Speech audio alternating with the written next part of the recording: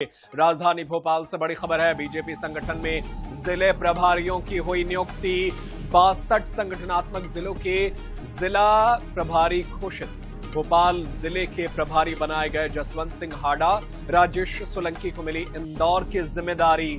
पूर्व सांसद आलोक संजर को मिली जिले जबलपुर शहर की जिम्मेदारी। गोपी कृष्ण नेमा को मिली ग्वालियर जिले की कमान। तो बड़ी खबर आप तक पहुंचा रहे राजधानी भोपाल से। राजेश सोलंकी को इंदौर जिले की जिम्मेदारी बीजेपी ने दी है, माफ करें कांग्रेस ने दी है। पूर्व सांसद आलोक संजर को भी जिम्मेदारी दी गई है। तो ये अलग अलग शहरों की जिम्मेदारी दी है।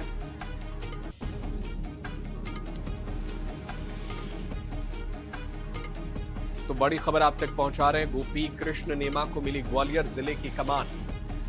बीजेपी संगठन में जिले प्रभारियों की नियुक्ति की है। भारतीय जनता पार्टी ने 62 संगठनात्मक जिलों के जिला प्रभारी घोषित किए हैं। और चलिए ज्यादा जानकारी के लिए अपने सहयोगी का रुख कर लेते हैं। हमारे साथ हमारे सहयोगी ब्यूरो प्रमुख अनुराग मालवीय जुड़ गए हैं। अनुराग, ये बड़ी बदलाव किया गया है, बड़ी जिम्मेदारी दी गई है। 62 संगठनात्मक जिलों में प्रभारी बनाए गए हैं। इस बनाने के इसके पीछे की वजह क्या, और क्या वो तमाम नेता जिन्हें उम्मीद थी उन्हें इसमें जगह मिली है? हाँ बिल्कुल, देखिए बहुत महत्वपूर्ण है इस लिहाज से कि कुछ लोगों के लिए खुशखबरी भी मानी जाएगी और कुछ लोगों के लिए निराशा भी, भले ही सूची में उनके नाम हो।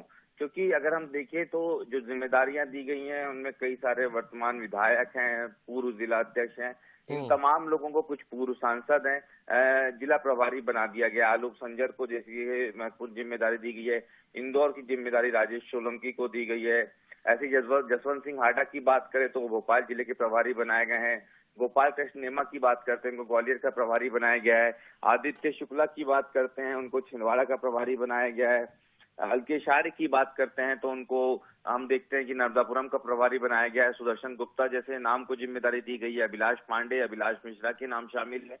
लेकिन महत्वपूर्ण बात यह है कि इन सारे नामों के साथ एक और बड़ा पहलू है, वो है कि ये सब निगम मंडलों में भी कहीं ना कहीं अपनी उम्मीद कर रहे थे कि इनको मंत्री पद का दर्जा मिल सकता है, राजनीतिक नियुक्तियां मिल सकती है, निगम मंडलों में जिम्मेदारी मिल सकती है। अब मुझे लगता है जहां तक के कि इनको प्रभारी बनाकर कहीं ना कहीं इस रेस से बाहर कर दिया गया है। और कहीं ना कहीं भाजपा संगठन ने अपना काम आसान कर लिया है कि अब कम नाम बचे हैं जो निगम मंडलों के दावेदार हैं, और उन्हीं को अब निगम मंडलों में जिम्मेदारी दी जाएगी। ध्रुवनारायण सिंह एक बड़ा नाम है जो इस फहरिस्त में शामिल है, वो भी निगम मंडल के बड़े दावेदार थे। ऐसे कई नाम हैं। तो निश्चित रूप से कुछ लोगों के लिए तो खुशखबरी है जो निगम मंडल के दावेदार नहीं थे, पर जो निगम मंडल के दावेदार थे और उन्हें जिला प्रभारी बनाया गया है, तो कहीं ना कहीं उनमें थोड़ी सी निराशा हो सकती है। जी बिल्कुल, कह सकते हैं हम कि निगम मंडलों की नियुक्ति से पहले दावेदारों की जो एक लंबी फहरिस्त थी उसे बीजेपी ने छोटा करने की कोशिश की है। बिल्कुल सही कह रहे हैं आप।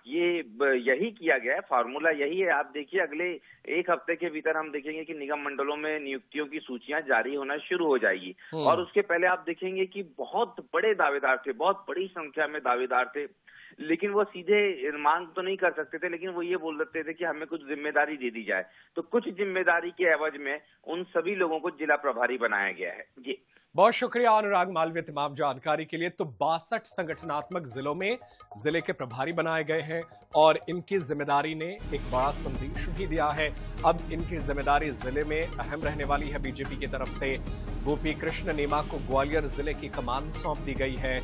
बीजेपी संगठन में जिले प्रभारियों की ये नियुक्तियां की गई है। तो जबलपुर शहर की जिम्मेदारी भी दी गई है। तो अलग अलग जिलों में यह जिम्मेदारी देकर बीजेपी ने अपने नेताओं को काम देना शुरू किया है। संगठन को और मजबूत करने की प्रक्रिया है, उसे और बेहतर करना शुरू कर दिया।